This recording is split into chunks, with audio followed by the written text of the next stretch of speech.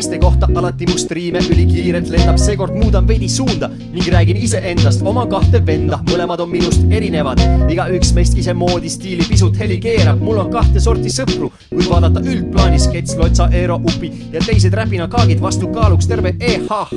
Terves Eestis mõlemates seltsis mulle šefilt aega viita meeldib. Püüan sõpru aidata, kuid vahel vajan veidi puhkust, vahel annan lihtsalt järgi, vahel kiirgan Eesti uhkust. Halba tuju teistele ei vala peale, olen vaikselt märkamatult lahkunud seltsist nagu õhtul päiksepaiste. Aga kui ma lähen välja, püüan olla lõdvana, sest sõbrannadele, kes mulle meeldivad, meeldin mina sõbrana. Nii nad väidavad ja usun, et nad on minu vastu siirad, nii kuniks jätkub veel sõprust. Ka mulle sellest piisab, vahel mõtlen teisiti ning mõne õhtu olen nukralt, sügan kukalt, kaotan halva tuju, rõõmsa tuju hulka. Seega kui sa küsid, kes sa oled tegelikult mees, võiksin vastata konserv ning olen avamata veel.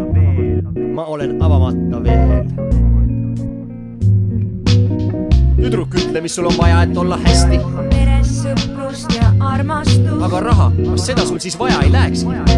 Miks ka mitte, kuid on veel palju muud. See näib nii lihtne, kas jalad võin visata lihtsalt seinale? No kui sa soovid, et su elu juhistu. Okei, nii lihtsalt tüüri käest ei anna. Ei heida meelt, olen ise roolis ning ise tean, kuhu poole viib mu suund.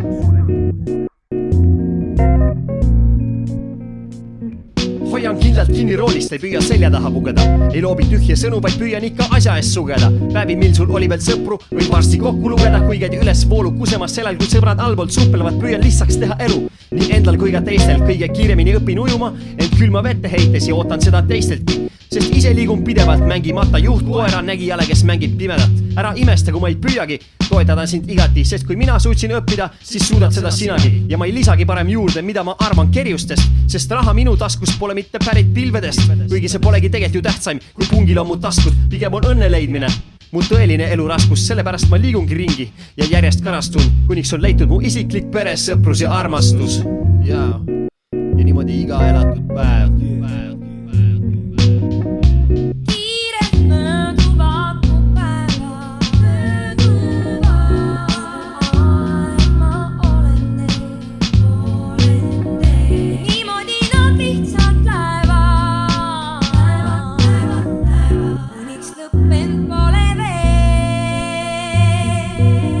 Tüdruk, ütle, mis sul on vaja, et olla hästi.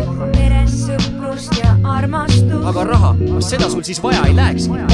Miks ka mitte, kuid on veel palju muud. See näib nii lihtne, kas jalad võin visata lihtsalt seinale? No kui sa soovid, et su elu juhistu. Okei, nii lihtsalt tüüri käest ei anna. Ei heida meelt, olen ise roolis ning ise tean, kuhu poole viib mu suund.